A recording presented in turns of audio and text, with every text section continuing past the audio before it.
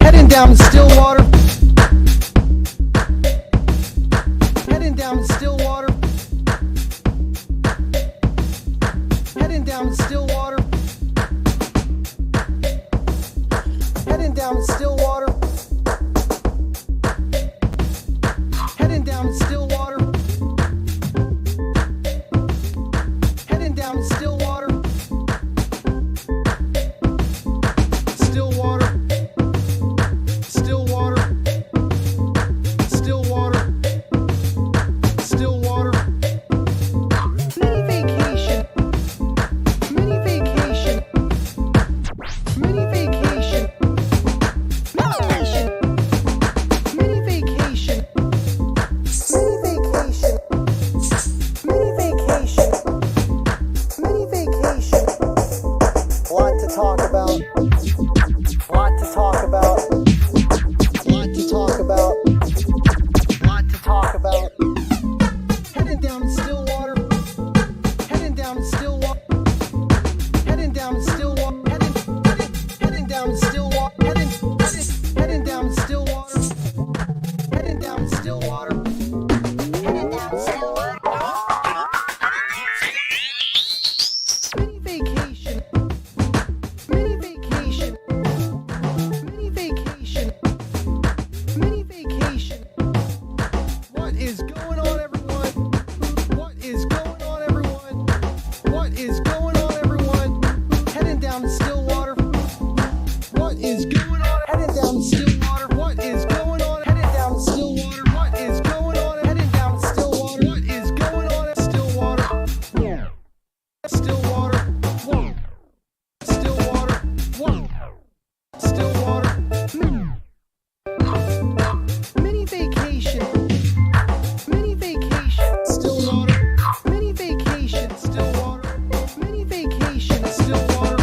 Mini vacation. Heading down Stillwater. What is going on, everyone? We are going live. We are going live. Heading down to Stillwater. We are going live. Heading down to Stillwater. We are going live. Heading down to Stillwater. We are going live. Mini vacation. We are going live. Heading down to Stillwater. We are going live. Mini vacation. We are going live. Heading down to Stillwater. Mini vacation. We are going live. Stillwater. We are mini vacation. We Stillwater. What Stillwater? What?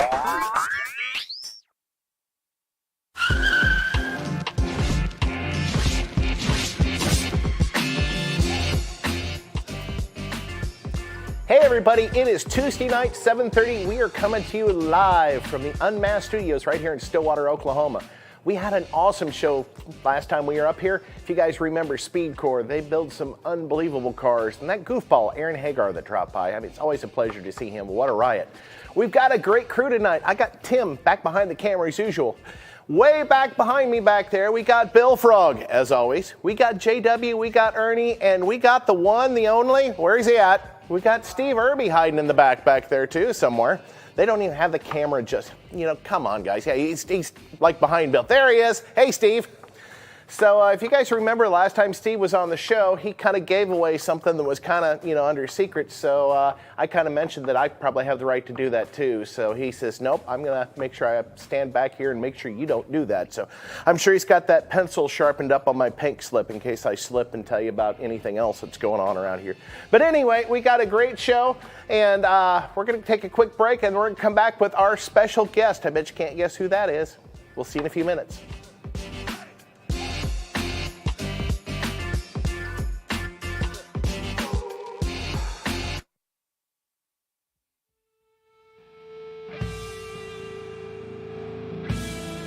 It's been a long road since the original kicker christened that first pickup truck. It kicked off a car audio renaissance, and upgrading your music in a vehicle was a requirement. America's music machines became living loud over your passion, your emotion, your existence. Outdoors or on the open road, your sound is kicker.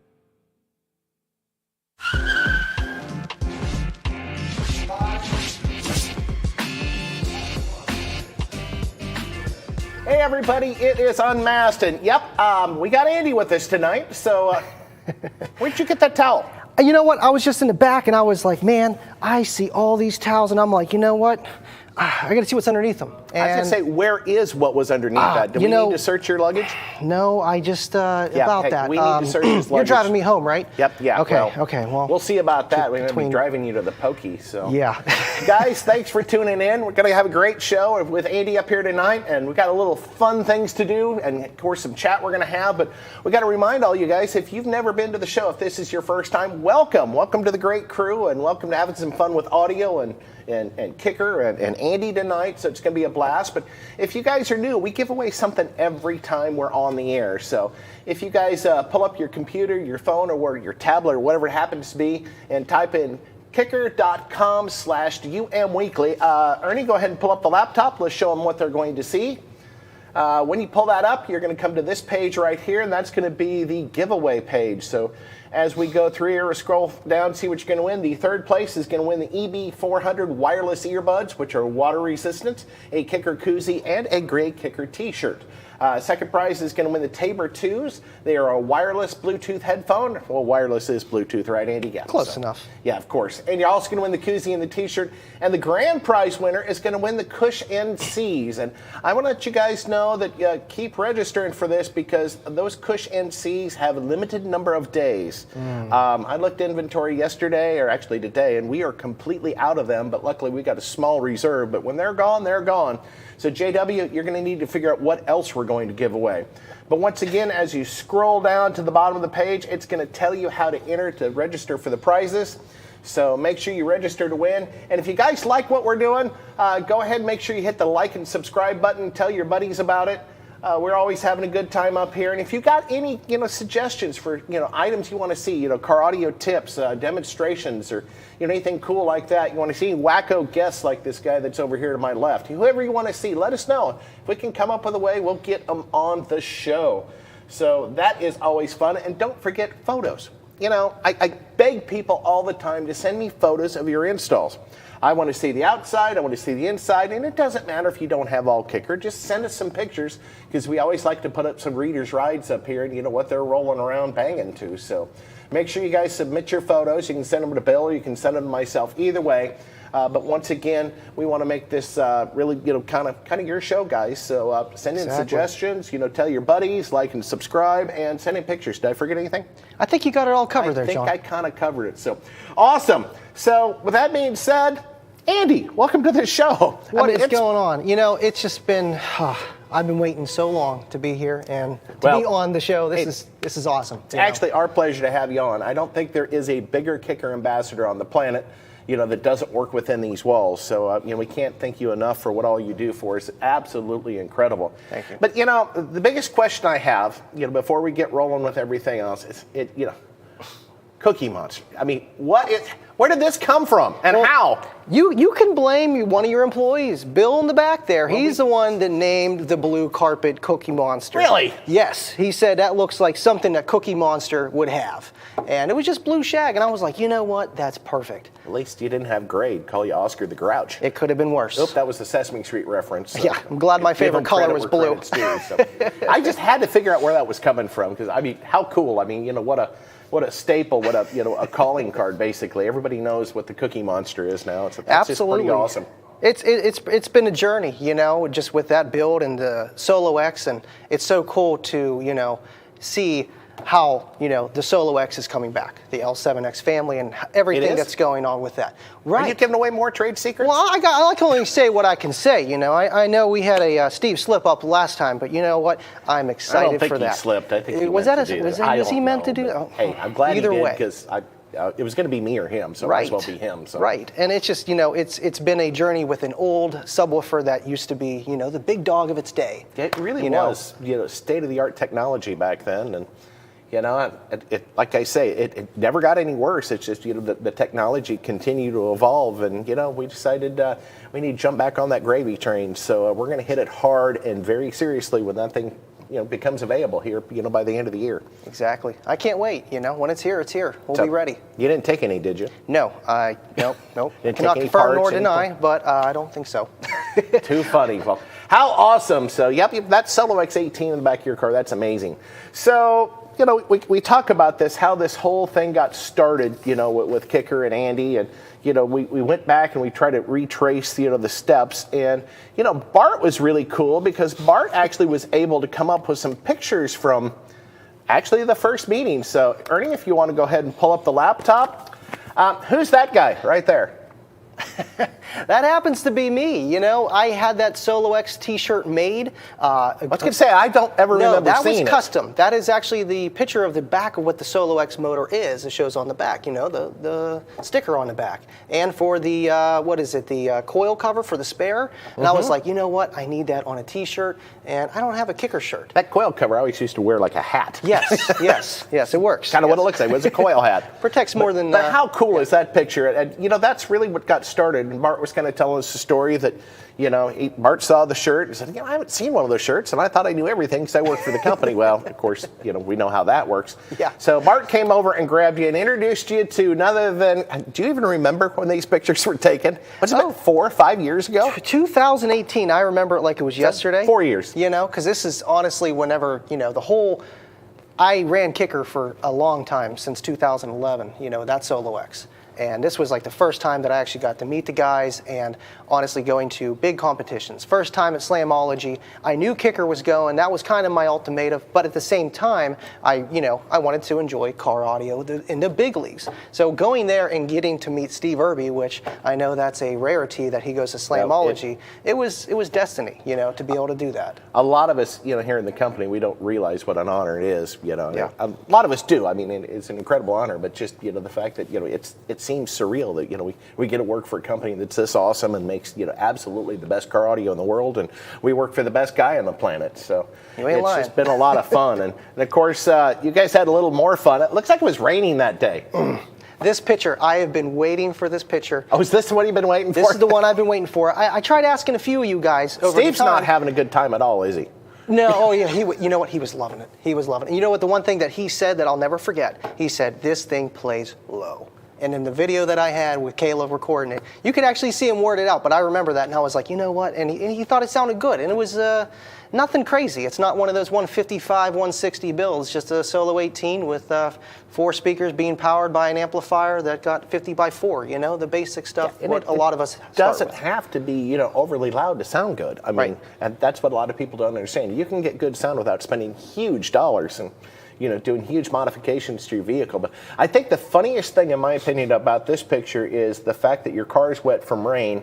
And if you remember, when you and I met at Slamology this year, it was also raining. Rainology, you know. Yeah, what is up with that? Does it rain there all the time? Yeah, it seems like every year I go, you know, it's either raining or it's 100 degrees. So, I mean, it's rainology for a reason. I think I dried your car like 4 or 5 times in one day at that show. John was working hard. It looked really good, let me tell you. You know, I was like, listen, it's still raining. You don't have to keep wiping Rub off the clear coat right off that. Exactly. Made it look better than it ever has.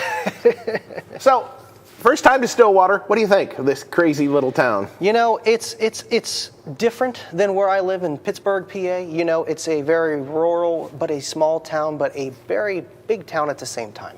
And I like it because it's just like a college atmosphere, but it's totally different than what I'm used to. You know, I've been up from Maine to Florida and Ohio and I guess Indianapolis. That's as far as west I've been. So being out west here is a total different experience.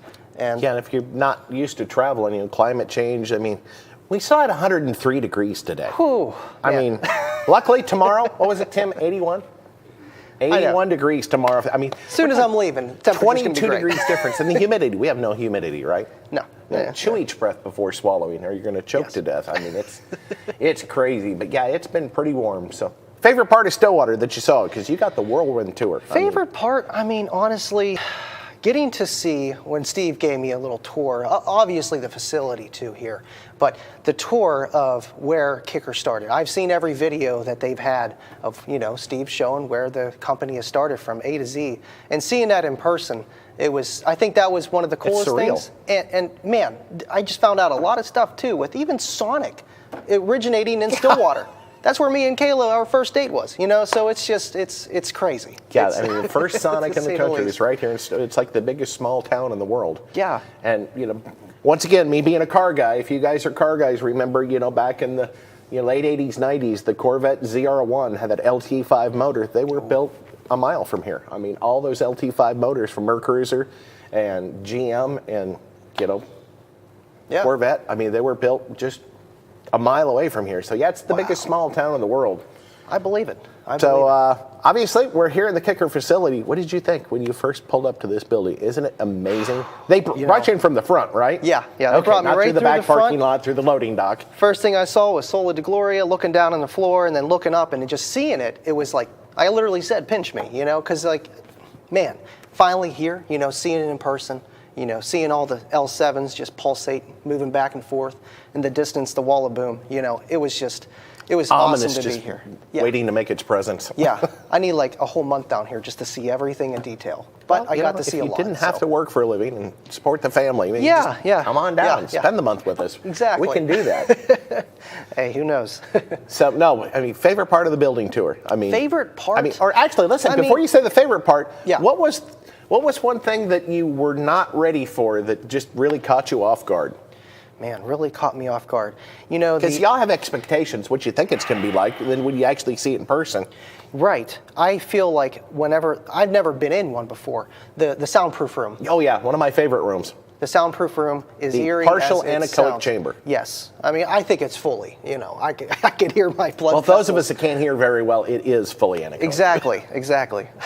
I thought that was the coolest experience. I know you guys just use that for testing and stuff, but I mean, honestly, there was so much to see with how they repair the amplifiers. I got to see that, and with the Clipple, got to see that not in action, and how they make a surround. I thought that was really cool. How with the CNC? Yes, how they put that together and they mold it and the different temperatures and pretty much eyeballing it to see the temperature and boom, smack it on there. There's your surround. You're good to go. With the vacuum forming machine, people don't realize that we do all the R&D right here. I mean, you went through electronics labs where they hand build, they hand wind the coils, for the amplifiers, and they basically do everything from scratch. It's all designed, blueprinted, and tested and engineered right here. So right. And I think that's the big difference between Kicker and a lot of other companies. You guys put in the time and effort to know that it's done right, and obviously, today's standards, so things have to be done elsewhere, but the product itself to be done here. I've always said, it's not heaven, it's Kicker, but we're getting closer every day. Still, things happen that are way beyond our control. Here's a weird food. You've had a lot of food. What's been your favorite food? Man, I've had some really good breakfasts in the past few days here. Thank you, Steve, for the amazing hotel choice. That was amazing. The Atherton right there in the university? Yes. I can't even afford to pay attention there. So. I could tell, but you know what? It was a great atmosphere, and the breakfast was amazing. But we went to Joe's. We went to, what was the other place we went to? I'm trying to think. Irby's house? Yeah, there was Irby's dinner, too. That was amazing, and his wife made an excellent dinner. I mean, how about dessert? I've been eating a lot, I've been pretty good on my weight. I don't know about now. When I get back home, I might be 190. Yeah, we'll see.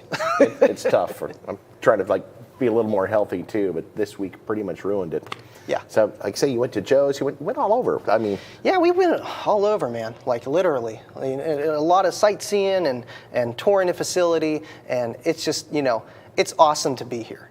To be able to see everybody and not everybody knows me here, but a lot do, and it's just it's a lot, and it's awesome. It's humbling, and at the same time, it's like, back home, I feel the same way.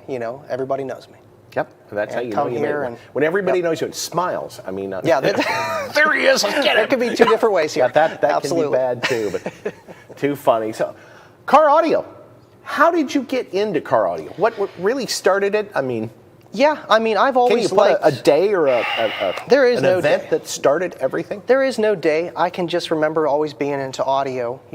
Boom boxes I started out with. That's why I see these amphitheaters laying around here. I'm like, yes, I love those. It's funny you call it boom box. I mean, that's from the 70s and 80s. Yeah, That's what we called them. Absolutely. But that's what I started out with because I didn't have a car. I was a kid.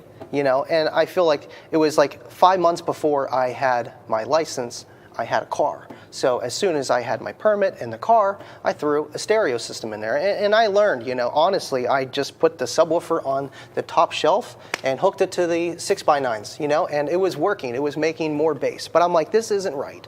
And I feel like that's where car audio really just started. Learning how to hook up an amplifier into the car and knowing that a box goes with it, and I was 16, honestly, eventually I went to Best Buy and had them install it. So I'm like a lot of people here. I didn't come out the gate knowing You know what you how to wanted, wire you just the didn't know wire. how to achieve it, so you went to people that did. Right, exactly. And then they did all the hard work, and I'm sitting there cranking the gain up. You know how it goes, and that's how you learn. Yeah, it really is. Sometimes you learn the hard way. Yep. And just to let everybody know, we got about 10 or 11 more minutes to register for tonight's giveaway, so we're going to close that at 8 o'clock Central Time. So if you haven't registered, make sure you register, and we're going to give that away at the end of the show. And then we can't forget, we got Bobby Gately. We're going to give that away Yeah, too. So that's you a happen to be here during that. So don't beautiful forget, we're going to give away enclosure. the Gately subwoofer enclosure tonight. That thing is awesome. And that's with an L7S12 in there? I believe so. I haven't even seen it. It's something square. It's Yeah, it something is square. Yeah. It's either, I don't know if Tim, do you remember what he put in that? L7S. Okay, it was. So. Yeah, it's awesome, man. I love Bobby Gately's enclosure, especially the acrylic ones. Oh, Man. I absolutely love acrylic, and it's just it's tough to work with. But if you do it right, which he does, they are absolutely gorgeous. Absolutely. And talk about solid. Yeah. You don't have to worry about them warping with moisture and humidity like you do. No, with some marine of the- rated, right? Yeah. I mean, Yeah. Technically, yeah. The subwoofer is sealed. The L7S is technically water resistant from the front side, since Right. it's cast aluminum basket and it's got the Santoprene surround, the polypropylene cone. Just salt's not great on it because it does Waterproof-ish. corrode these. So we say water resistant, so you don't absolutely drown it with salt water, and I think you're going to probably be good. So Absolutely. Whoever gets that, they're going to be happy. You were talking about your first subwoofer. What was your first subwoofer? You didn't even mention Yes. it. You can say the name. Man, I know it's not Kicker, unfortunately. I didn't have my first Neither was my Kicker first one. until 2009 or 10. But the first sub I had was a Lightning Audio. Oh, I remember those guys. Lightning Audio from Walmart. And the amplifier was a Jensen from Target, when Target used to sell amplifiers. Target. Target, Kayla's favorite store, let me tell Yeah, you. my wife's too. That's why we don't have one in Stillwater, and we can still afford You to live. planned that ahead of time, huh? Yeah, I think there's a rumor that Walmart kind of asked them not to show up into Stillwater. So. I can understand why. We have 3 Walmarts. But Charge hey, card is like, woo, let me tell you. Yeah, you can't get by without them. No. But yeah, it's kind of interesting. Jensen. I grew up with Jensen, and that first speakers I had were Jensen 6x9s. It's one of those names that's been around forever. Right. Do you know, up until a while ago, Jensen was the #1 selling amplifier in the world. Really? Wow. I'm not saying dollar-wise, Right, but they but just sold more numbers amounts. of amplifiers. That's crazy. It's just crazy. They're blister packed, and but yeah, Right. it was an incredible name, and they never got any worse. We just all got a lot better. Yeah, I've always seen them in people's cars, as much as Kicker and, other yeah. name brand The Jensen brands. Triax was the big claim to fame back, Yeah. And there were a lot of those old brands, the Jensens, the Sparkomatics, the Cracos. I mean, a lot of that stuff has gone by the wayside. Funky Pumps? We actually got a report not long ago, with amplifier and subwoofer sales. Guess who was #1? Again, and again, and again. Kicker, yeah. Really? So No way. it's just crazy. I mean, Wow. And that's thanks to people having suggestions and great ambassadors like you. I mean, we really do make the best products in the world, and the numbers show. Yeah, I'm the spit in the bucket, but I help where I can, with the following the type of people that are into the kind of audio that I do, Not small stuff, but bigger stuff, and, to show that Kicker can keep up. You just got to try it. Yeah, well, you didn't even try that hard. They just give us a chance, and we'll show you. Right. So, what was your first car? First car, Ford Escort. Really? 95. Was it the hatchback? No, unfortunately, Oh, sedan. it wasn't the hatchback. Sedan four-door. They actually made a GT in that, the hatchback GTs. Yep, I had the slow one, 88 horsepower, 0 to 60 eventually. So it was a nice little gas, not guzzler, but a fuel-efficient car. It was nice. Had that for a while, and then I upgraded to the duals, and I ran those for a long time. The dual light-up bandpass enclosure. I actually had. Oh, okay. Very fancy. That was my first big system. It actually sounded pretty loud. I had about 500 watts to it, and 500 watts on that box is pretty loud, at 134 I measured it. So So it's even measured it. Yes. Well, That's eventually, awesome. 10, 12 years later, I did, and I ran that for You a still long had time. it that long? No, unfortunately, the Okay. subs did give out. Turned the gain up too high, wired down. You know how it goes. One goes, and then you just got to replace them all. Had some Alpine Type E's in there. Replaced that with some Infinities, and learned that dual voice coils both need to be hooked up. Trust me, I've learned the hard way, and it's just that's why I try to help people, because I don't want them to waste their time or their money. See, that's one of my trivia questions. I'm going to put you on the spot right now. Oh.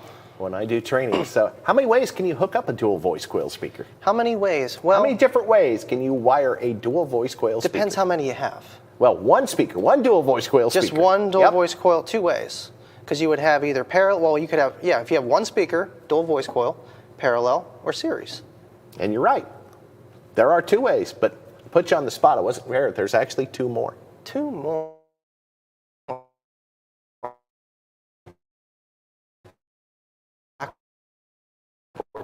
Which is why we came up with dual voice coil, because amplifier is real difficult to bridge without bridging modules. So Yeah. you want more power, you had to put dual voice coils. Oh. And the other thing you can do is only hook up one coil. Didn't even Now, think of that. Yep. The problem with that is your power handling gets cut in half. Right, but then you get that impedance that's maybe safe for your amplifier. Not Right. the best case, but But will now work. you've got half the power. So Yeah. like I said, that is a trivia question that I actually get bonuses for. And I don't have any Rice Krispie treats to give to you because it's all you right. got 2 of the 4. I so. know you're good for it, John. I know you're We got to have some fun like that. So you've probably heard a lot of stereo systems in your days. Yes. And as we all have, which is always good. And here's another, put you on the spot type question. This is a 2-part question. So what's been your favorite, who has your favorite SPL vehicle? Favorite SPL? Not loaded at all. I mean, no prompting. Just what vehicle SPL-wise just stood out in your mind that this thing is absolutely unbelievable? Honestly, I've heard louder, with higher SPL and higher frequencies, but it's not comfortable. That kicker cube was the most Oh, the little transit. enjoyable. The kicker cube, the 4015s, the JY. Oh, that one. Okay, because we had another smaller one that had Okay. I think it had 16 QB8s in it. Geez, just But like yeah, the 5 hideaways you had Yeah, over here. basically. That was pretty crazy too. Yeah, tell them about that thing that you saw today. And that's the first time I've heard this vehicle too. I was blown away. It was an S10, like late 80s, early 90s S10, and he had 5 of the hideaways that are literally 8-inch drivers, Yeah. and maybe a couple hundred watts, not even. And he had 5 of them layered behind his seat. This is Wall a standard wall. cab. No room in the back seat. You ain't even fitting the sledge or what are those called? Like a truck box. You can't even fit that back there. Really, I mean, you could maybe something small, really shallow. And he had 5 of these hideaways in there, and it sounded like. I know it's one. You could take it one way or the other, but it sounded like maybe 310s back there. Yeah, I mean, like for- he had a trunk, like it was space. And looking at what those hideaways are, I mean, they're 2 1/8 inches deep. Yeah, there's nothing to them. Yeah. They're as tall as this So amplifier. to get that type of output it's and just- that deep a bass, I mean, it Right. really was impressive. So, don't be afraid to get creative with stuff. I mean, that's what excites me more than anything. Something like that is really cool. I go to car shows and go to stereo competitions where a guy wants to impress you with, first of all, how loud it is. And it's like, I get tired of being hurt. Yeah, after a little bit of working on, clipping, too Alma's much. Bronco and some of those, it's like, you don't need to hurt me. That's. And the other one is the guys that, hey, what do you think of my stereo system? It's like, I paid $30,000 to have this built. Isn't it incredible? It's like, why didn't you do it yourself? But There's people that like too, you but- that do it, they learn as they go. They buy their gear as they go, and they do it themselves and teach. That is absolutely by far more impressive than somebody that just throws a blank check at it. And it's cool. That's Thank what you, car John. audio should be. It's emotion. It's fun. Right. And when you can buy in and have ownership, hey, I did that. That's what is the most exciting about Right. car audio. And there is no right or wrong. No, and I appreciate you saying that. And there's even a space for the people that do just throw money at it because maybe they just don't helps keep enjoy us in it. business. Right. And, I have friends like that, and I know other people that are, very big, and they don't do all the labor-intensive work, but maybe they do enjoy it, too. And, we can't harp on them too much, but the people that do sweat the tears and learn the hard way, you have to give I them still props learn to. every day. Exactly. You're always learning. It's Always. it's so cool, and that's what's really neat about this industry. There's no ceiling, there's no limit to where we're going to go. Right. I mean, I would have told you, Tim will too. 20 years ago, when we were working with, maybe not quite 20, but with Alma's Bronco, doing, almost 165, thinking, no one's ever going to beat 165, and now we're at what, 185? 180. Well, not officially, but, yeah, but soon to be. That's soon just crazy. Yeah, I know. It's crazy with how the technology has come and power available. Yeah. And that's why, a lot of how everything has with the other companies have went, where it's just like, well, we got a lot of power available. We can make woofers that can take a lot of power, Yeah, it's the efficiency, the amplifiers, and the new battery technologies that are out there. But not everybody wants that or needs that. And, when you can get away with less and the same amount of output without upgrading all your electrical, which you should always upgrade your electrical by adding any kind of amplifier on your car just because. And the big 3 upgrade, hint, yes. nudge, nudge, don't forget about that. Still need to get to that. But, lithium in the back, it makes up for it. But, our old ZR1000, that amplifier was 1,000 watts of power, but it pulled about 2,400 watts to make that 1,000 watts. 40% efficient, huh? Yeah, 43. Wow. I mean, but that was Class AB back then, and now you're looking at, some amplifiers, pushing at 80, 90% efficient. So it's insane. That's how the heat sinks have gotten smaller, but the power hasn't decreased. And people are like, oh, you're just overrating your amplifiers. No, we're not. I mean, they're more efficient. They make better use of it, which makes it a whole lot safer and easier on the electrical system of the car. Right. Absolutely. So you're saving space and getting the same amount of bass, and you don't have to put money towards, like you said, electrical, batteries.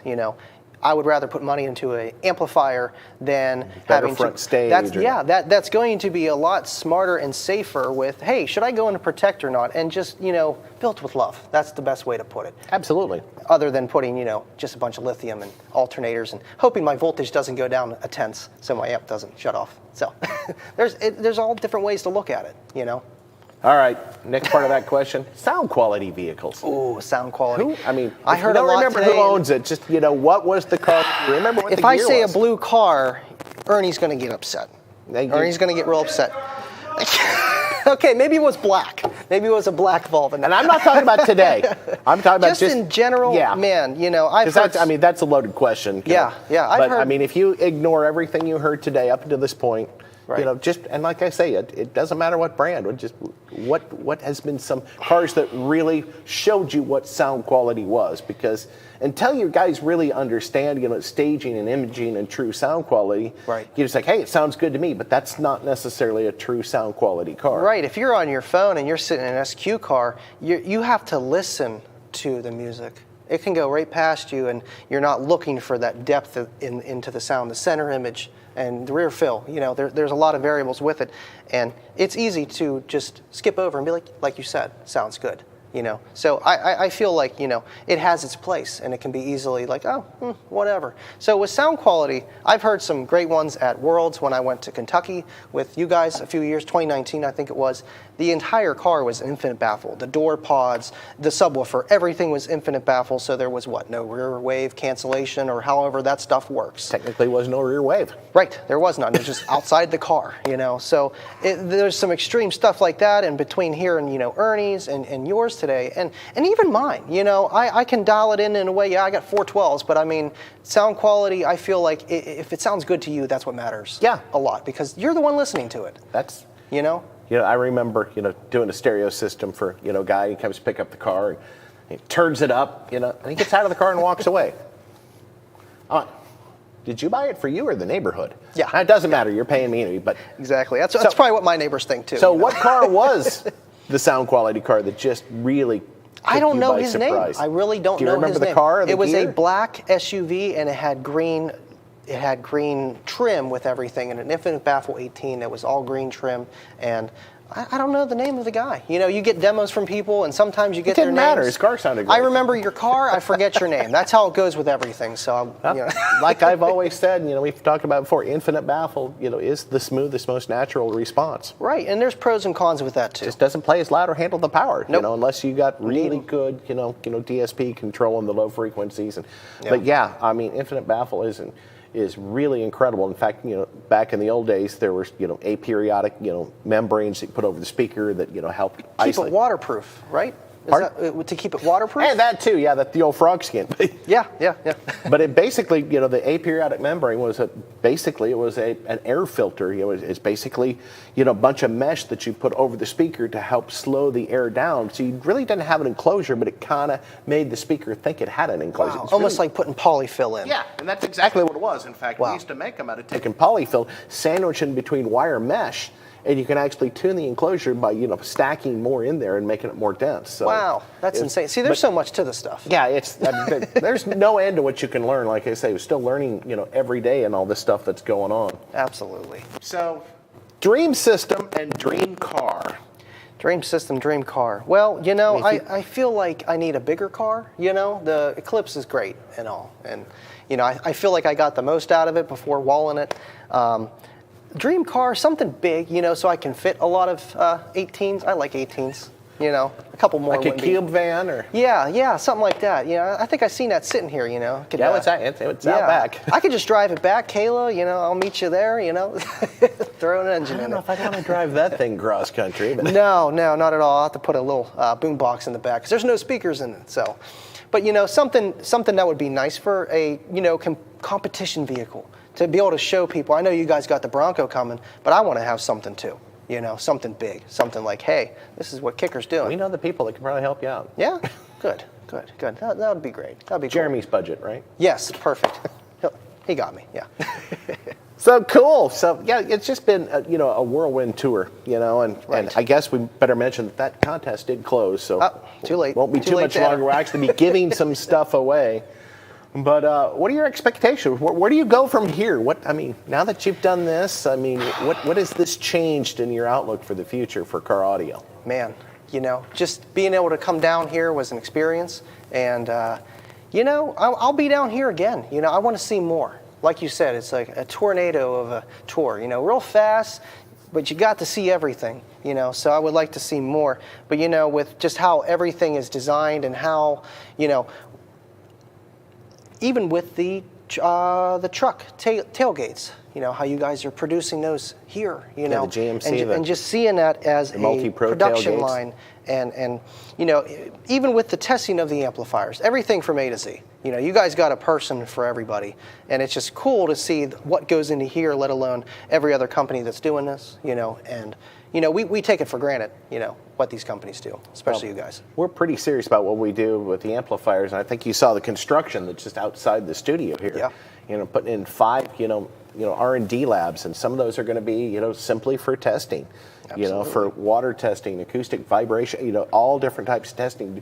We want to bring that in-house so we have better control over it, and it takes less time. We found out with the whole COVID thing that, the time frames when you have to shift stuff back and forth. Who knows when it's going to happen. Right, so. and you want to know for your experience, not someone else's.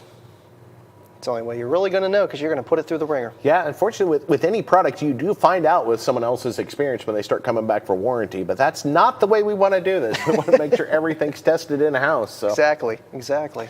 And, of course, you brought your lovely wife, Kayla, with you. Absolutely. So what do you think she thought was the most fun thing or most interesting thing? She did She's great. been very quiet. We've tried our best. She's always quiet. I know. It's a good quiet. It is. And she had fun, because she's used to hearing me. She's always smiling. Talking about this all the time, Absolutely. No, she does like the car audio stuff, as much as, someone's going to that just comes into the hobby and not does it for one reason or the other. I'm sure she enjoys it because I enjoy it. And, it's been a thing since day one. She kind of knew what it was. So it was easy breaking no surprise. her into it. Right. It's like, oh, hey, by the way, I have this giant Solo X18, I do this. We're not going to be able to talk as we drive because I'm going to have it so loud. Right. Yeah. Oh, man, that's one thing I hate. It's like, listen, I got this. It's a good song. Let's not turn the volume down. I Come did on. that to you today, I it's think. okay. You got to that, actually, it was yesterday, last night Yep. on the way to dinner. Weird songs come in, and it's a mood thing. A certain song hits, and you have to turn it up. You have to sometimes jam. as far as it will go. Exactly. Full tilt boogie. Yep. Or is that, it's kind of funny that one of the terms they use in New Zealand, for when they go racing, like full throttle, they call it full noise. Full noise. Yep. So if they're talking about racing, they went full noise, which meant they got the green flag to go. Well, that kind of relates to car audio too. Yeah. We drove around full noise. I like full tilt boogie better. Yeah, FTD. Cool. Absolutely. Awesome. Well, any questions you have for any of us that, we want to put somebody on the spotlight? Or I don't know. I'm just happy to be here. I've been watching you guys from day one, and you guys stream through my show, and I do the after show, which is always fun. And, it's just, it's been an honor to be on the show and be here. I know this is just the beginning. Oh, yeah. I'm excited. We're not done with you yet. No? Okay, good. I would have brought the Solo X down, but I took a plane. So we brought Cookie Monster down here. Which is cool. Like Yeah. I said, I've been wanting to ask you for a long time how that all started. I guess we got to blame Bill. Yeah, blame good old Bill Frog back Bill there, Frog. man. And did you talk him into putting on that outfit again? I tried, and he told me no. And it's just like, listen, okay, maybe next time. There's always next time. Beat him up or get him drunk or, we got to do something. I'm sure there's a way. There's always a way. I mean, there's people out there that have never seen Bill Frog. What? I mean, probably never seen it. I mean, Ernie, run the clip. Yeah, I was going to say, Ernie, you have the clip. I know that we're pulling stuff out of the hat here, but if only he had that clip handy, ready to show it, that would be awesome. But yeah, Bill is a trooper. Absolutely. Talk about what all we did to that poor guy when we filmed that sequence. Yeah, I've heard he's been in a couple outfits, and so have you. And you guys do good. You guys do good. They made me wear a top hat and cane, like a circus ringleader. Yeah. For 1 year. Oh, So it was a lot of fun. yeah, I bet you enjoyed that role. Yeah. Yeah, it was very different, but it's weird when little kids want to come up and have their picture. That was Kevin Campbell. I actually, it kind of was me because I was kind of being a smart aleck, and we were actually doing a release for a product, and it was such a cool product, and so we had to write a little script, and we read it to the group, and hey, what do you think of it? And I remember reading the script, and Bart kind of said, we need something with a little more pizzazz, and I said, what do you want me to do? Put on a top hat and cane with tails? And he's like, yeah. I'm like, Actually, yes. I was just like being sarcastic. So then we did the opening at CES or SEMA, I can't remember which one it was, showing the product. And Kevin Campbell came up to me after we did the whole thing because he hadn't seen it. He says, I think you need to wear that through the entire show. I'm like, Oh, no. really? Oh, well. So it was fun. That's Everything's all in good fun. And if you can't laugh at yourself, you can't laugh at anyone. And I can laugh at everyone because I can Right. laugh Absolutely. at myself, laugh with myself. You got to, man. Shoot, I do it all the time, and hey, take it as you will. Absolutely. Well, I know you probably have a show you're getting ready to do because it is the Living Loud with Andy afterwards. Yeah, we might try to do it at the hotel, an unmasked show or unmasked after show. How's that going to work? I don't know. I got a phone and That's about all borrow you need, a isn't it? computer or something. I'm not like in that. the technology, so I guess you probably could do it. I mean, Well, I heard they people do got all kinds really of stuff fast with their Wi-Fi phones. there. If the breakfast's good, the Wi-Fi's fast. So that's how that works. Yeah, well, and Wi-Fi is pretty important. I mean, we realized that at our house. I mean, we got to go and get off in the weeds on a deep subject. Yeah. Wi-Fi, I mean, at home, our internet was like 1.5 down and 0.8 up. 0.8 up. That's it. And then we switched and got, not the wireless, we got the fiber. Fiber. It went to 94. Wow. It's- Upload. Yeah, upload and download. Wow. It's tough to get upload. I know how that goes. Technology's great, and that just, I love it when you ask people, you're like, what is your favorite amplifier ever? Hey, let's ask you if you could have any amplifier in the world ever made, and you don't have to say kicker. And in fact, don't, because we want to see if there's something. What amplifier that's would tough. you own if you could have any amplifier ever made by anybody? Man, it's hard to say something other than kicker just because of how many kicker amps that I've had and the success that I've had with them. And I haven't really had much experience with too many other amplifiers that are bigger. I know that, you get what you pay for with anything. But I feel the dream amplifier, man, when I was younger, I always wanted the VFL 1100. I don't know why, but it was a big amp. Yep. It was It was a cool amp. $2,500. Yeah. Right. A little cheaper than the Warhorse. So I'm like, that's affordable. That's They about still a kinda fourth make of the price of the Warhorse when Right. it first came out at 10 grand. half as efficient. Yeah, but $1 a watt. Yes. Yeah, that amplifier is 98% efficient. That's insane. The Warhorse, 10,000 watts, 90. We never got the fans to come on. Wow, that's insane, and it's just I feel like no amplifier ever is going to hit that efficiency rating again, until we hit some kind of nuclear physics power. Well, obviously, the technology's there. Now, what was really weird, looking at some of the, like articles, and Somebody came out with an amplifier. I think they rated it at 194,000 watts. Woo! One car audio amplifier. That's probably got to be high voltage. I didn't know 12 It was volts. 440 volts.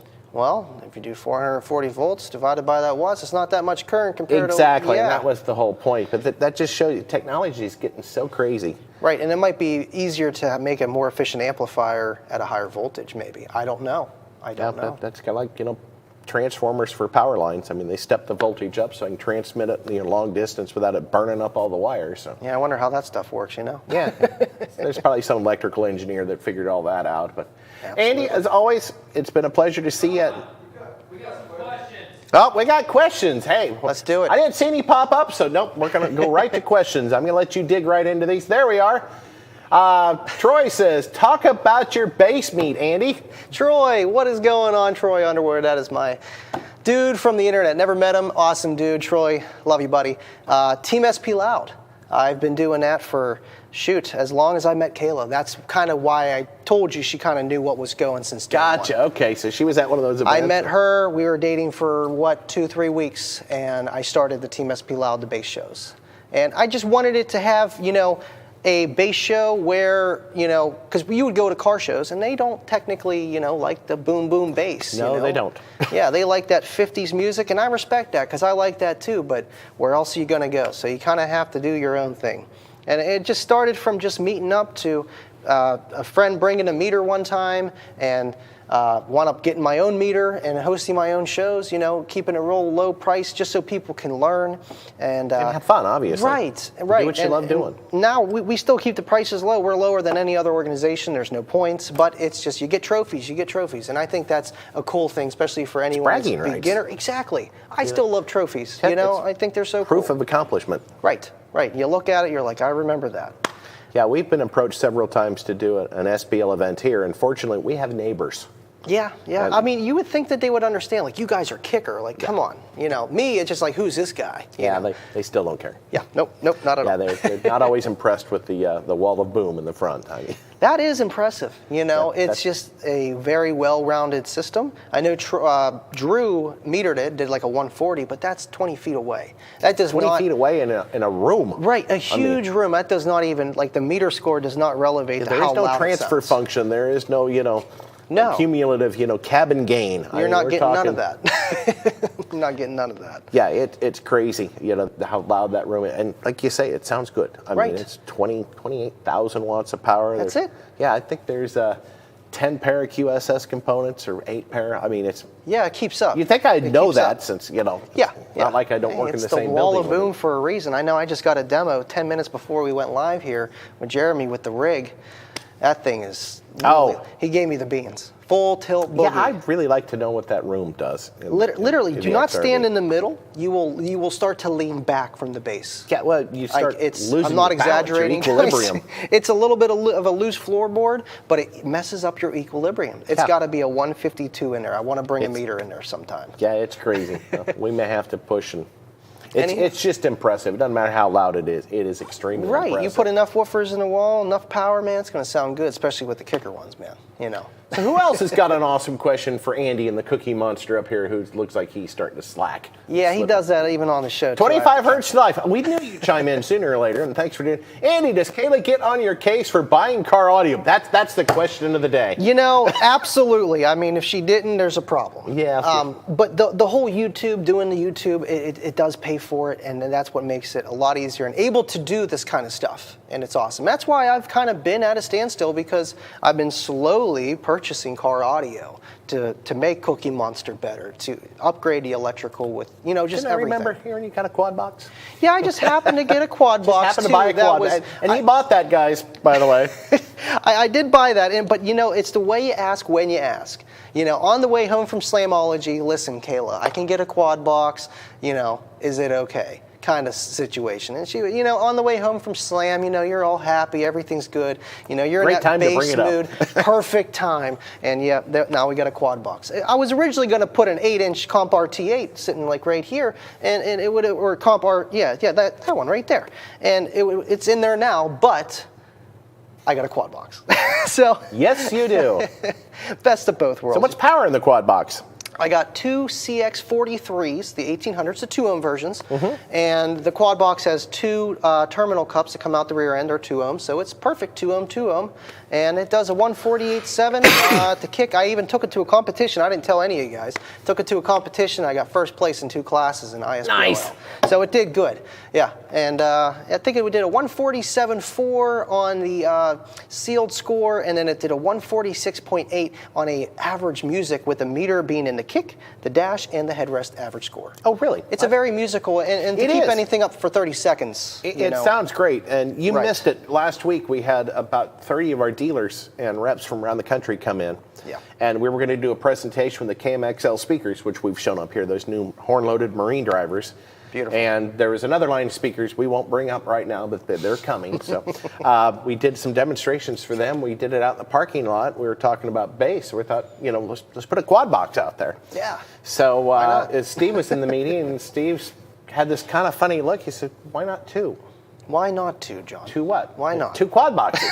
So we did the demonstration in the park with 2 of the quad boxes with a 5,000 watt QSC amplifier. Now, how did that sound, even being in an open environment? Absolutely unbelievable. I could have stood out there all day. It was like being, front row at a concert. That's awesome. I And mean- it's probably the same amount of equipment, if not, less, and it's doing a loud. You look at amount of versus power. a stadium versus out the parking lot under the awning of the XRV. It was probably about the same ratio of gear to people. I mean, Right. but Yeah, there's people. Yeah, they take up the sound too. I being in the literally way. could have stood out there all day and listened to it, but once again, we have neighbors. So. Yeah, you don't want to make them too angry. I know this is a nice location. It's okay. I guess we'll have to keep it down a little bit once in a while. Yeah, we're going to be here for a while. Yeah. I think we keep adding on and improving the building, so we're not planning on going anywhere for any time in the near future. Beautiful building, by the way, Steve. Beautiful, beautiful. It's amazing. Everything I mean, in and out. Driving up here, it's like, I get to work here. Well, Yeah. some You of the work time. here? The I rest thought of the this time was I just for fun. Traveling, yeah. Yeah. It's so cool. Like, we got this, beautiful lake out front. And, riding around the lake, you look across the lake. It's like, God, that's really cool. We work there. It's Right. Right. That's where kicker comes from. It's awesome just being here, and seeing some things behind the scenes that we can't talk about, which is awesome. Awesome. Yeah, and you better be leaving those behind the scenes. Yeah, things you know here. what? If the airlines weren't so strict, I would, it might be a different story. Yeah, if you can even take a quad box on an airplane. How big is a carry-on, Max? Yeah. Depending on what level you are, 50 or 70 pounds. Yeah. I mean, that's your suitcase limit. Carry-on Exactly. is, I think, 35 that pounds. should fit right around. Yeah. Okay. Well, that Can't should take work. anything heavier than 35 pounds, put it in that overhead bin, because they do break. Yeah, and that comes down. That's not good. No. I've seen them come open before in flights on some really rough flights, and stuff fall out. And Yeah. you don't want a woofer upside the head, No, especially on an airplane. So. Flight down here was good too. So it looks like Wade Hensley's got a great question. It was great Wade. meeting you both at Slam. Thanks, Wade. When are you going to see a show about the source material? Source material. Source material. What is going on, Wade? It was awesome Elaborate meeting you on too, that. man. Absolutely. When are you going to see a show about source material? I'm trying to think what he's talking about. Source material. I kind of have an idea. See if Wade will chime back in there. Of course he will. Jeremy searching for it here. What are they going to make bigger amps? We're making bigger amps. Just hold tight. They're bigger. So, just in case I'm reading this correctly, Wade, you're asking about source material, what to use for demo or to listen to. There's actually a You're the session that guy. I'm getting ready to do at Knowledge Fest, which Knowledge Fest is coming up not this weekend, but the following weekend down in Dallas. Nice. So I'll be down there for Knowledge Fest in Dallas. I'm going to be doing a presentation on the fit inputs on the amplifiers. Right. And I've got a whole section on, basically recording quality of music. You know, Right. how it's recorded and, That's where it what starts. and That's I'm where actually it going to be able starts. to do demonstrations where people can listen to the difference between a WAV file and an MP3 side by side. Right, and make sure you're not using Bluetooth headphones because you're not going to be able to Exactly. tell the difference. You do a really nice system for somebody, you play it, and they absolutely love it. Then they go home. Exactly, that's what I was talking about, Wade. they listen and say, man, it sounds incredible. 2 weeks later, they come back and say, oh, it doesn't sound very good anymore. It's like, well, let's go out to your car and listen. So the first thing they do is they pull out their phone and they pull up, whatever. YouTube and Bluetooth, streaming let me guess. service, or, it's like. Double whammy. There's your problem. So that's exactly right, Wade. What I do is I do a demonstration between, it's actually a MP3 and a WAV file, which is very close to a FLAC file. But it's I feel amazing the fact that, probably most of people on the planet nowadays have never heard music the way it was supposed to be heard. Right, and if you never heard it, and like you're saying, you're not going to know a difference, and that's exactly where the market and just how everything gets away with it for as much as they do with MP3. And if you're not missing something, you're not missing something. Well, everything is compressed unless it's a FLAC or an AI file or CD, a WAV file. I mean, CDs are still somewhat compressed, but not not very much. I mean, it's not noticeable, but more than 3 megabytes per song.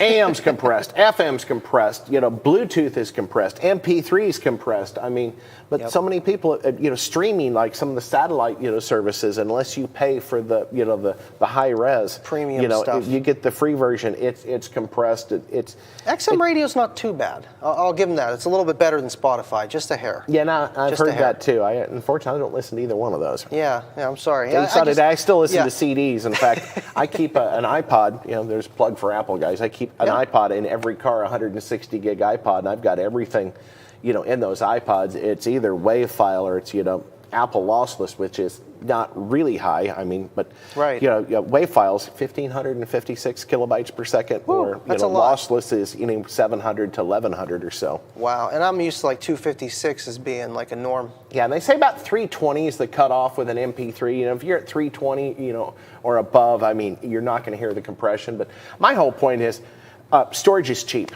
Right. So why not get the best quality you can get? And once again, if you're listening to speakers and you're going to take your own music, take something that's uncompressed to make sure it's played that way. Right.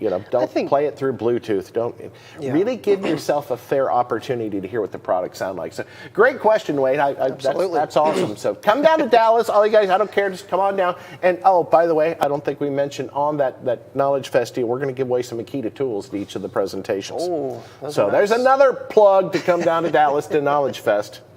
So Mike J, what does Mike J have to say? What size amps will you be coming out with next, man? Big. I wish we could say, but we can't.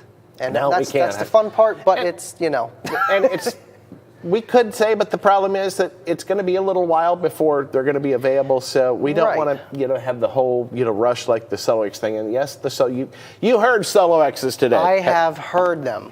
You've seen them. You've heard them. I mean, they are on the way. I mean, it's awesome. Honestly, to hear it in person, I was like dying to do that. Seeing them at Slamology is one thing, and then actually getting to hear it, it's like, okay, wow, this is real. This is here. And to see amplifiers that, to power that, obviously, guys, they're going to have to keep up with those big subs. So you think about it. With how they design products, you think of the Q class when they made the KX amps or the IQ amps to go along with that. They make things work together. So with the SoloX line and family, it kind of fits that there'll be something to power it. Yeah, absolutely. Just hold tight. We'll have it. You guys Sam Law says KMXL release date update. A release date update. That's like a double date. Yeah. That, if I recall right, and of course Steve's back there, he'll probably throw stuff at me. I think I heard that they're actually on the water. No way. So they're on their way? Probably 60 to 90. Pardon? Yes. Steve says yes. So yeah. I don't think he's signing my pink slip yet, but that's what I actually heard in one of the meetings. But they are on the water. They're on the way. So 60 to 90 days, they should be in the stores. Awesome. All pending what's going on at the harbor. Because if the dock workers go on strike, I mean, who knows? So right, things happen. We've got to deal with all the things going on in the world right now. But they are approved. They sound great. We demonstrated them last week, and can't wait till you guys get them. They are amazing for that little compact size speaker. And right. I mean, even though we made the 6x9s, we made the 8-inch, we made the 6.5, so they're designed for boats. But I can imagine you can put that in a car. Yeah, you're going to see people put a line of those in the rear deck of a '65 Impala, and they just want loud. Really loud. Yeah, they just want loud. Yeah, and it's going to have lights. Fancy. Yeah, they got LED lights. Win-win. Cool. Josh Power says, where do I send pics of an install? You can send them to Bill Frog. I think Bill will put up his logo. Or you can send it to my email, which would be great too. And or Kicker Club. Kicker Club, yep. Send them to Kicker Club. Send them to 80s Kicker Club too. And my email is jmyers@kicker.com. So jmyers@kicker.com. So, Kicker, are your KX amps discontinued? Yes and no. The KX amp have been discontinued. Once again, we had another amplifier line that was going to replace those. So, and parts were unavailable to continue the process with that particular line amp. Right, so, chips just hurting everybody. Yeah, so the KX line is basically defunct right now, but we do have the KXMA, which are very, very similar. I mean, they look identical, but they're weather resistant. Right. And the KXMA amplifiers, believe it or not, are actually better than the KX. The KX, the output of it was basically chip-based. Yeah. So the Class D output on those amplifiers was chip-based, but with the new KXMA, they're full discrete. I mean, we're talking 50% more power at 4 ohms.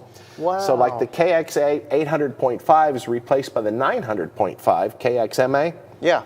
I mean, the 805 is 50 per channel at 4 ohms. The 905 is 75. So it's literally 50% more power. And that makes a big difference, especially with the kind of setup it's going to be on And speakers. it's quite audible. Yeah. I mean you can tell the difference on double the power, because you're close to it. So never fear, we have a replacement on the way for the KX, but the CX have just been, that amplifier is actually too good for the money. It really is. This is a good question here. All right, what's Wesley asking? Wesley's asking, are the Solo X18s even SPL capable, or I guess SQL, or sound quality, or just SPL? I think SQL is, what people think with what they like with sound quality with extra gravy. Extra gravy, I like SQL. I mean, you could say every system I have is SQL because it sounds good and, it can do some SQ and it can float some hair. We can do it all, but within reason. I'm going to answer that question with kind of the obvious answer to that. Yes. If we weren't worried how it sounded, you'd have that speaker probably by now. I mean, the engineers have spent a lot of time. Steve listens to everything. And if, we just wanted it to, push air, you don't have to make a whole, spend that much time and energy and development on a speaker. Right. But we design everything to be absolutely as musical as possible, and that's designed to push the music to the loudest possible. Right. So when you're talking, 3+ inches of excursion, that's now, are you talking about the new one? Because I don't think the old one had 3 inches of excursion. No, Did you just go a little too far? It had on about that an inch and a half, but yeah, the old Solo X18, it didn't quite have that much. I mean, that thing had an inch and a half top plate on it. It was a beast. Yeah, the 18 that I have, the old 18, we'll go with that, the Solo X. That's 18. only almost 20 years old. Right, and I've had that in a nice smaller ported enclosure, and man, was it tight bass. Oh yeah. It sounded like, if you didn't know better, that I had 3 10s in the back. It was like that punchy kind of build, and obviously I kind of went overbuild, built the box as big as the car and went for hair tricks, and it worked. Kind of lost that punch, but you can do everything within reason with any driver, but there's limitations on that driver. Yeah, as long as you build the box for it was designed for, and it's a decently built speaker, it's going to sound pretty darn good. Right. Absolutely. And I don't know if you probably know this, but Gary Biggs won World Championship Iasca with 2 Solo X18s in the back of his Regal. Wow. I think it was 2003, if I remember right. Yeah, those were doing big numbers with 2 18s. I know they're in the 60s plus, especially with extreme vehicles. Yeah, I remember really... Greg Welch. His van had 2 of the 18s in it, and he was doing 161, and back then on a B&K meter. Yeah. Which was that was the holy grail. If you could do a high number on a B&K, and it was world record. 2 woofers doing 161, and Greg never ever blew one of those woofers. Wow. He never. I should say he never burnt a coil. He had cracked a couple of cones. We actually had to go back and re-engineer the cones themselves because of the pressure that they created. So is that why you changed it, 2007, to the one that I have, the black cone, to make it stronger? That's part of it, and also the surround had to change too. Yes, it wasn't foam. You made it rubber. So originally they were foam. We went to Santoprene, and when we went to Santoprene, we had to redesign pretty much everything on the speaker because that changes the whole dynamics. It's absolutely, heavier. absolutely. So you got to redesign pretty much everything around the surround. So it was unfortunate, but we had to do that. So we went ahead and redid the cone at the same time. Right, and it's just within reason with everything. Those guys are doing crazy numbers with 2 18s. Yeah. That's building a lot of pressure, and just to be able to do that kind of score on not that many watts compared to maybe other speakers of that time, to be able to do that, you have to have a light cone, a light suspension, and that's why things happen. And there's pros and cons for everything, no matter what you're doing. Yeah, and like we always talk about, with getting bass in a small enclosure, you have to lower the resonant frequency, which means adding weight, which means decreasing efficiency. So there's always the trade-off. Always. If anyone ever says they have a speaker that plays extremely loud with a small amount of power and great deep bass in a very small box, they're lying to you. Hoffman's iron law, man. Yep, it's physics. Always coming for you. Can't change that. So I wish I had my hard drive hooked up. I was actually thinking when we were talking about the Solo X18, we actually had a demo vehicle. It was a 2000 Mustang GT. And we had a Solo X18 in the back seat. It was the back seat, by the way. There was no, but Gary Biggs actually built the car. Nice. We had 4 SX 1250 amplifiers.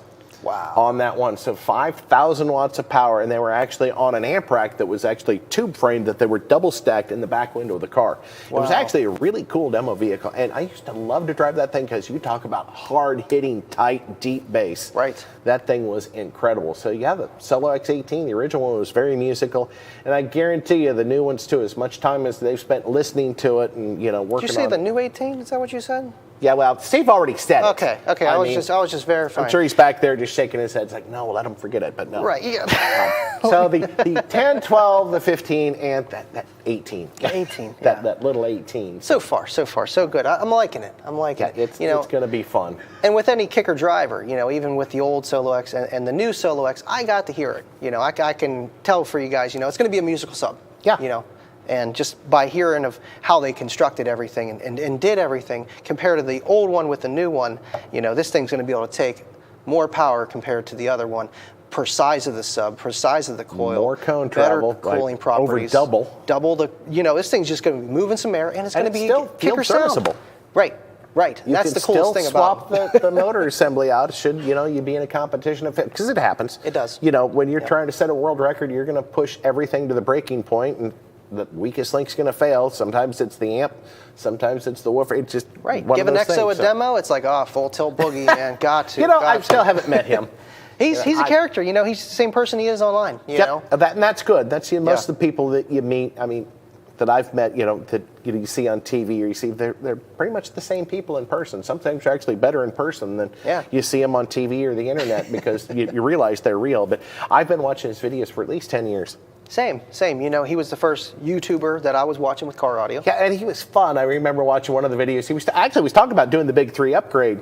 And a fan's going to, a bass guard. He jumps up and waves at it, then he goes right back to what he's doing. So because that's what we do. That's what we do. Yeah, it's purest of the pure bass head. Yep, you start hearing it coming and you think, what, hey, this is going to be exciting. So absolutely. Yep. Way too much fun. So, we've got on a long trail on the Solo X woofer. I know. I'm sorry, guys. Thanks for the questions.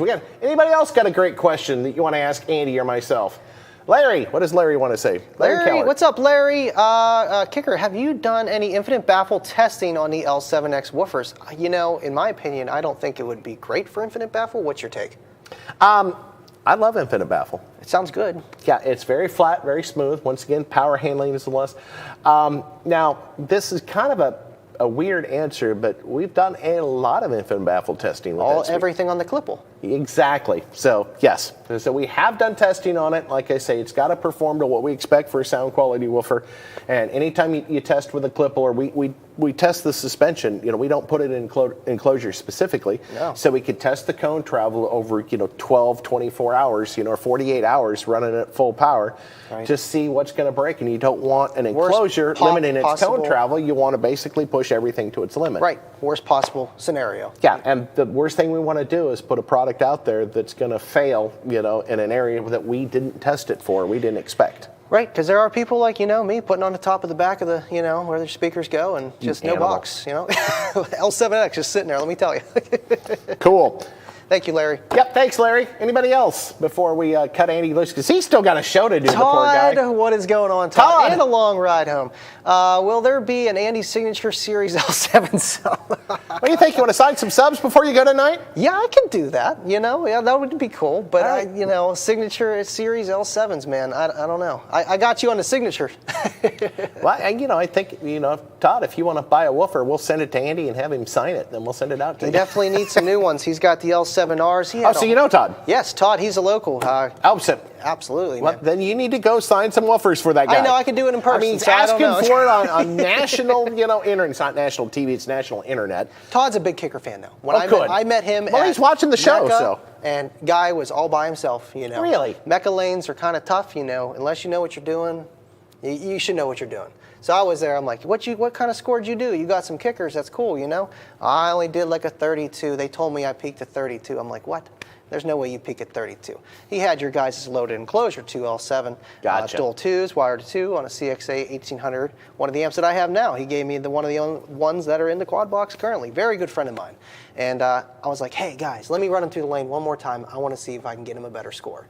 And ran him through, actually found his peaked at like 46 hertz, did a 138. Nice. Jumped up 6 dBs, and it's just, I feel like this guy is a true, kicker enthusiast guy, and he tries so hard. He really does. That's awesome. Well, I think you probably should have learned by this, Todd, that Andy's very approachable. Just next time you see him. He does. He calls me. Come He's like, sign my speakers. Yeah. So. He's like, I feel so bad calling you right now, but I if need you some guys help. out there request an Andy signature series, maybe we can talk about that. We got the man that makes the decisions behind the wall back there. Yeah, so. yeah, it's great. He's right there. Anthony Xavier says, any new kicker key amps coming out? We are working on them.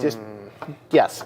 I can't tell you when. It's not going to be very soon, but yes, there's always. You're allowed to plans. say that. Yeah. Okay. I was going to say I we could cannot say confirm nor any. deny. It could be 100 years from now, but Yes. sometime there will. Yeah. Absolutely. But it's definitely been kicked around. We know that there's some voids that need to be filled in that product line. We Right. have the perfect product to do it. So have patience with this, my friend. It will happen. Absolutely. Dante, in that Seafoam display are the LED speakers 6.5 and 8-inch. That would be that there? one back there. So they're actually 10-inch woofers on the bottom. They are 6.5-inch on top that are lit up. We do have a 9-inch KM TC on the top, and we have an 8-inch on the right to that, which I guess that'd be the right to you. We actually have 6.5, 8s, and 10s all on that display. I see my nephew Josh going crazy. Awesome Bros Productions. That's my nephew So are your Josh. kids watching this tonight? They probably are with my family. Yeah, tell my them mom hello. and dad. Hi, mom and dad. Love you guys. Aaliyah. Thanks for Oakley, loaning them to Grayson. us. Yeah, absolutely. Thank you for watching the kids while we're down here and we can have some fun. Well, cool. Do you guys get to go to the Ranchers Club? Well, did you make it? I mean, you're in the same building with it. Yes, that's where I had the best breakfast. Oh, really? Yes, just happened to I've be never right had at the their same breakfast. place. It's amazing. It's like a home-cooked meal, just not when you purchase the meal at Walmart. It's Yeah. a lot better product, and it just tastes homemade. Yeah, and it's good. they do. That's absolutely a phenomenal place to eat. So. Didn't have no dinner. We filled that with other places that Cool. were excellent. Well, I've got fairly late in the day. We have some stuff to give away. I know Yes. you got to go get ready for a show. We wish you the best with the show. Thanks for being on our show. Absolutely. And come see us. Give me a Absolutely. get in here. It's good to see you, Andy. It's been Come great. back again. You always got a place to stay. I'm going to take this with me so I can just put this, cover All this right, you can back have up. the towel. Is that okay? Leave everything else alone. So. Okay. Hey, I'll see you guys. Thank Yep. you so much. Thank you, Andy, for coming out. And thanks for letting Kayla, thanks to her for letting him come out. And as always, what a great show. What a great guy. We still got some stuff to give away. We got some more fun stuff. We got some fails. We got some, viewer picks of the week. And I got another little surprise I'm going to throw on there that might be kind of, nostalgia that, want to show an old, kicker vehicle that was done in the past that was really cool. So we're going to take a quick break and we're going to come right back and we're going to do fails. We're going to do events, kicker demos, cars, and giveaways. So, and don't forget the Bobby Gately giveaway. If you're still waiting for that, that'll be coming up tonight. We're going to have Bobby on the show with us to give that away. So, right back in just a minute or so.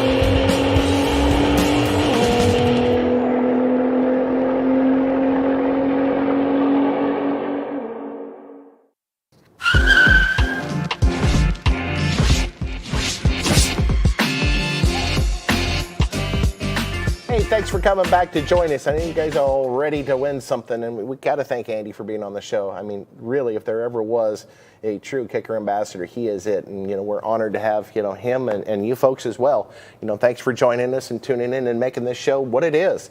So without any further delay, let's go ahead and give away some things. I think first thing we'll give away is the kicker prizes for the night. And don't forget, after the giveaways, after the Gately giveaway, we're going to talk about fails, we're going to talk about some viewer rides, and we're going to show you a past kicker demo vehicle. So all that being said, Bill Frog, Mr. William, why don't you throw up the third prize winner? And if Andy didn't have to go do his show, he could have stayed up here and he could have given all this stuff away. But he's got stuff to prepare for, so good luck to Andy, and I hope you guys tune in for his show right after this. Well, not immediately after. We'll be coming up. It might be a little bit of a delay. He's still got to get back to the hotel and get freshened up and probably get something to drink. So, Bill, who is the third prize winner for the night? I know I'm probably catching him off guard. And that's going to be Derek H. from Tennessee.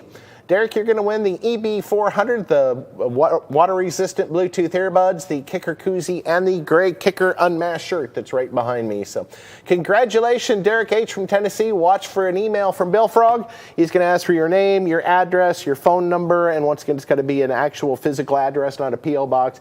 And don't forget your shirt size. So make sure you get the right size shirt. Otherwise, you can give it to your girlfriend or your wife or your kids if it doesn't fit. But want to make sure we get you the shirt that fits the best. So that is third prize, Derek H. So second prize winner, the runner-up to the grand prize. Should let Cookie Monster read it to us, but he's apparently tuned out. So Bill, who is the second place winner? He's probably scrambling back there because we're kind of doing this out of order. So Scott F. from Michigan. So it's probably a little cooler in Michigan than it is right here. So Scott F., you are the second prize winner. You're going to win the Tabor, which are Bluetooth headphones over the ear, they're awesome headphones. The gray shirt and, of course, the kicker koozie. And that's going to bring us right down to the grand prize winner of the kicker giveaway contest for the evening, the show contest. And that's going to be, drum roll, please. And that's Christopher A. from Louisiana. So once again, Christopher, congratulations on registering for tonight's prizes. You win the Cush NCs. And don't lose those. Hang on to them because they're going to become scarce and hard to find. The reason I know that is I went to buy a couple more pairs myself, and they're not to be had in the warehouse. But luckily, Jeremy did reassure me they've got a stash of them back there somewhere. He's holding out on me is what it is, so because he knows how much I like them, and I'm just going to keep using them. So congratulations. Once again, watch for an email from Bill Frog. He's going to ask for your name, your address, your phone number, and your shirt size. And congratulations, and feel free to join us in the next show, and make sure you register to win as well. And if you guys didn't win on this show, there's plenty of chances coming up. We haven't decided to slack off on giving away anything yet. And speaking of, got a special guest. We've got a contest coming to a close right now, so we're going to give away the grand prize. I wish it was me. I really wish I owned this enclosure. I absolutely love acrylic enclosures. So Bobby Gately does some of the most unbelievably beautiful enclosures in the industry. Just a great guy and just a superior craftsman. And he's definitely graciously decided to help us give away some products, one of his enclosures and one of our L7S woofers. So let's bring on Bobby Gately. Bobby, welcome to the show. How you Look doing? at that smile. Good to see you guys. Is that the enclosure behind you we're giving away? Sure is. Well, that is too cool. Has it got my name on it? No. I figured it wouldn't, but I was hoping anyway. It kind of has mine, but it says kicker and it says Gately. So, well, it does have your name, not kind of. And like I said, I'd be proud if Gately was my name to put it on that box. You just absolutely incredible. I do have to ask you one question though with the enclosures, not to drag this out too long. But when you're bonding that acrylic to get those absolutely flawless seams, what are you using to bond the acrylic and what process? Because I've done it enough by hand. I know how difficult it is, and that is absolutely phenomenal. Just superb work. So how do you do that? There's flaws. Unless you don't want to give out your secret. No, there's flaws. I mean, there is. Probably there's a series of, steps in the process.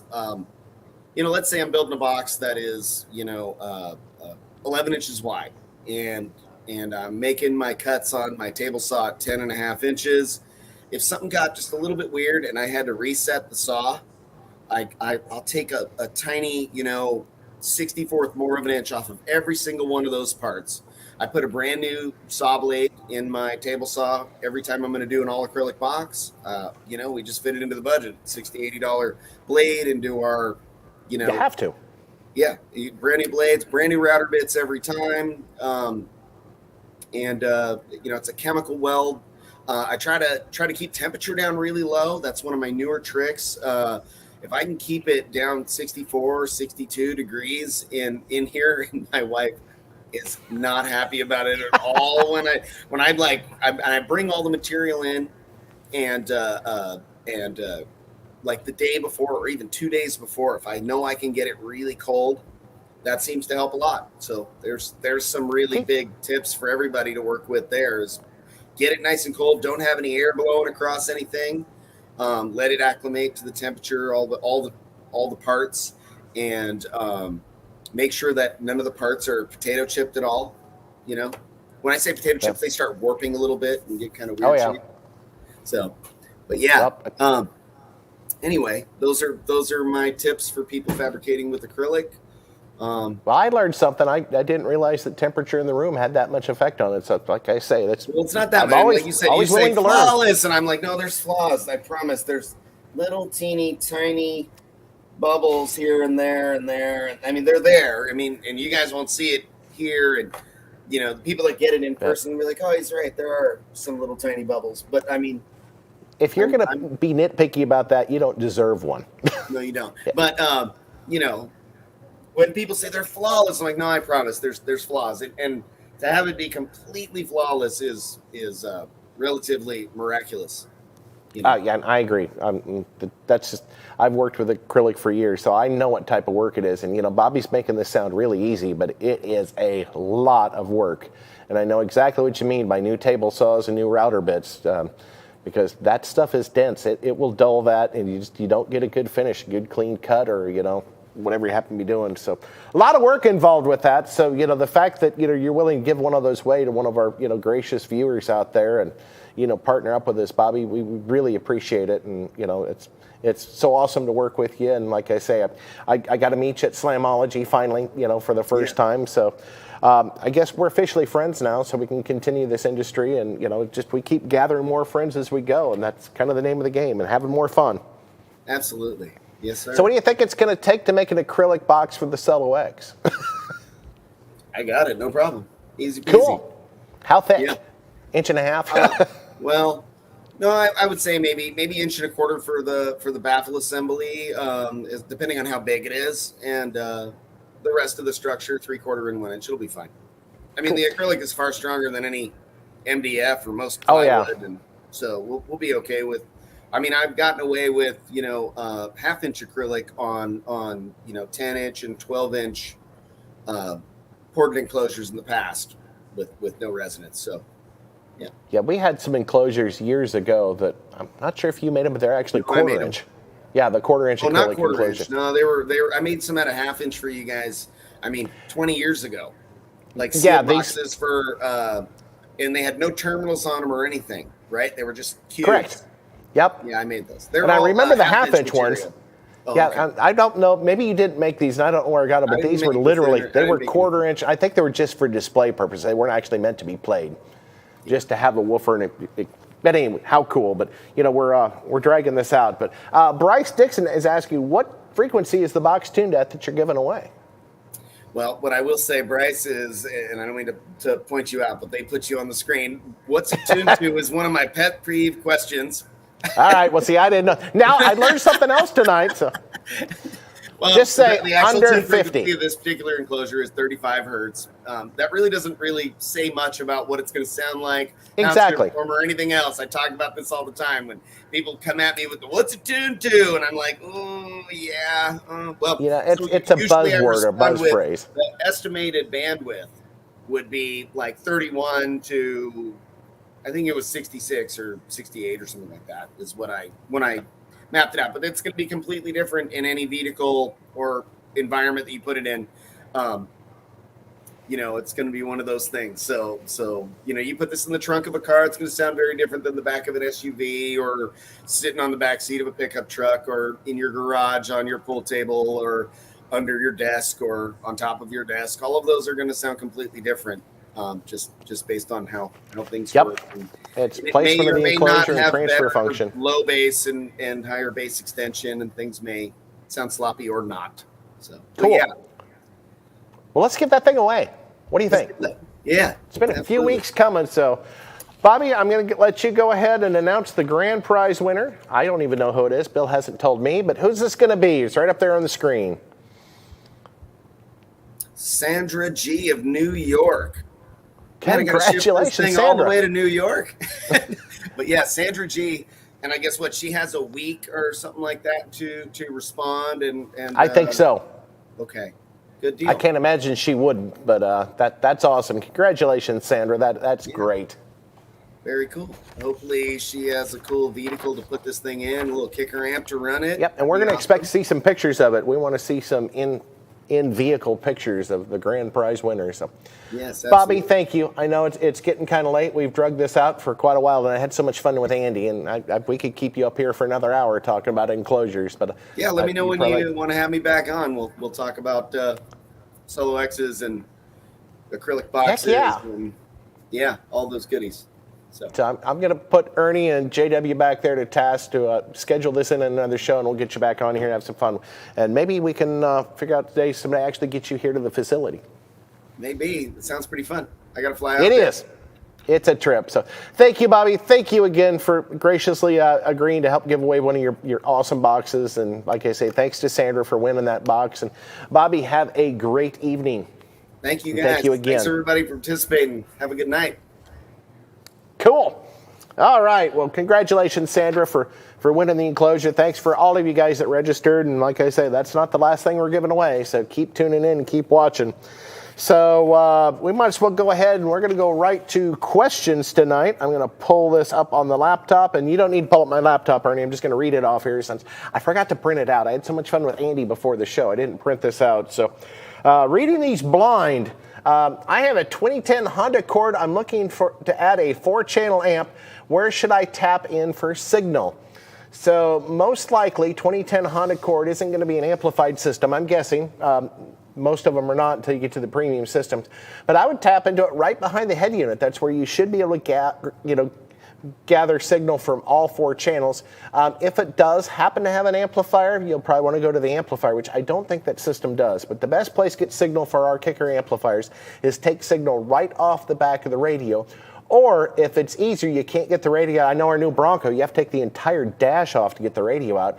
You can actually attack it right at the kick panels or in the pillars. So great places to get signal for that. So next question, I installed the CXA 801 on my truck, and it stays running when I turn the key off. This just started after installing. I would assume the truck stays running. Well, with the CXA amplifiers, with the earlier versions of those, with the fit inputs, the RCA, or the remote input, where you normally hook the remote lead from an aftermarket head unit, when you use the DC offset with speaker level in, that remote input becomes a 12-volt output to power other gear.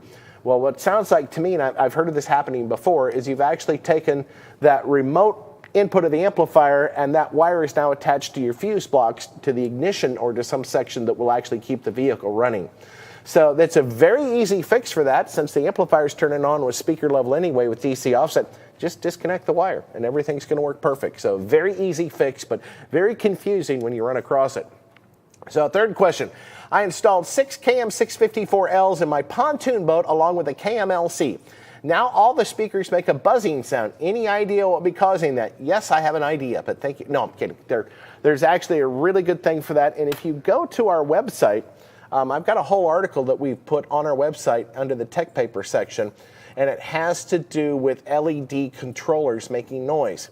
So if you use a solid color like red, green, or blue LEDs, you just run 12 volts to them to turn those on.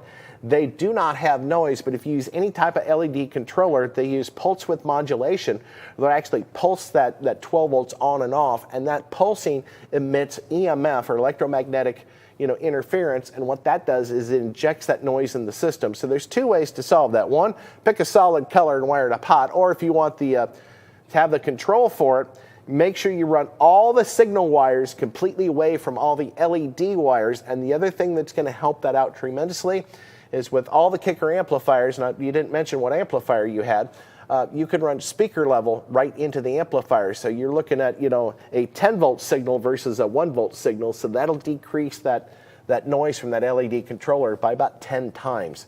So just a couple quick options, but once again, if you read that article on the tech paper section with LED noise, that's what it is, and it's just inherent of any LED controller in any boat that has a lot of LEDs in it. So great questions, guys. If you have any more questions, support@kicker.com. Make sure you send those in. The guys are really awesome. In fact, Jacob Lucky, one of the gentlemen that used to answer those questions, is now one of our trainers. You met him the last time, so it's cool to have him on. So we've got a couple other things we want to talk about, some other pictures. And Ernie, I'm going to have you go ahead and pull up the laptop. And we might as well go right to fails. How's that sound? And today's fail topic is wiring. And I'm not going to say any of the systems that you're going to see are wired wrong, but there's obviously some slacking going on detailed wiring and length of wiring. Don't be afraid to cut wires shorter. In fact, especially with power wires on amplifiers, the shorter they are, the better. The less voltage drop you're going to have. I remember seeing people who would coil up extra wire and tuck it behind the dash. But yeah, here's an install once again. You know, it looks like a JL amplifier. I mean, great equipment, but just way too much extra wiring. And that's going to be the theme of the next several pictures you see. Yuck. Words don't even describe what happens there. I mean, I think they had to take the entire dash off the vehicle. We're going to skip through these kind of quickly because they're all pretty much the same theme. Good old SoundStream. I remember those amplifiers. Those are actually really nice old amplifiers. But the fusing, I appreciate the fact you got good fusing and distribution. But you know, with all the different colors, that's an impossible roadmap to read. So, and you know, way too much speaker wire at the bottom. Just like I say, take a little pride in the wiring. It's not going to change the way the system sounds, but it does make, you know, diagnosing problems a little bit easier, and it makes them aesthetically a lot more pleasing. Here's another one. You know, this one almost looks like it has to be staged. I don't think it's physically possible to have that much wiring coming out of the dash, but nevertheless, it's a picture that I found and wanted to bring it up on fails. Here's yet another one. So just take pride in your wiring, guys, you know, especially if you're going to take pictures of it, show it off. And, you know, these type of pictures are not uncommon. I can't tell you how many radios I've pulled out of dashes and saw exactly what you see here. You can actually I did locate the antenna wire right here, and it looks like a satellite wire, but once again, not the cleanest wiring method. So take a little pride in the work. And once again, you know, great gear, way too much wire. You know, and there is an invention there are two inventions that will help this a lot. One of them is called electrical tape. The other one's called wire ties.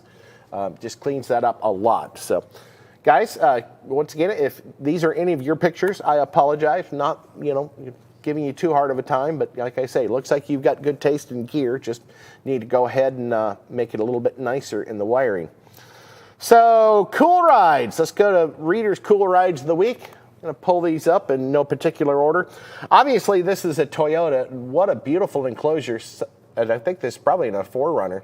But just great use of materials. And, you know, the white LEDs just always look really classy. So I absolutely love this install. Very clean and precise.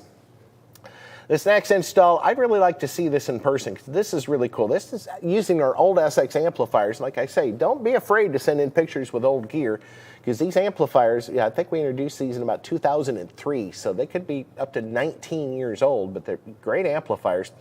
But I like the way you've painted the end caps to match the vehicle and the acrylic work, you know, bending that acrylic over that enclosure. As Bobby could probably tell you, that's difficult to do it right. I mean, that is a very smooth bend. And nice display of the fusing, nice clean wiring underneath. So absolutely gorgeous install. This one was so cool. I'd actually put a picture of the outside of the vehicle. I think that's an Audi TT. But look how clean and precise this, you know, install is with the L7s. Just gorgeous.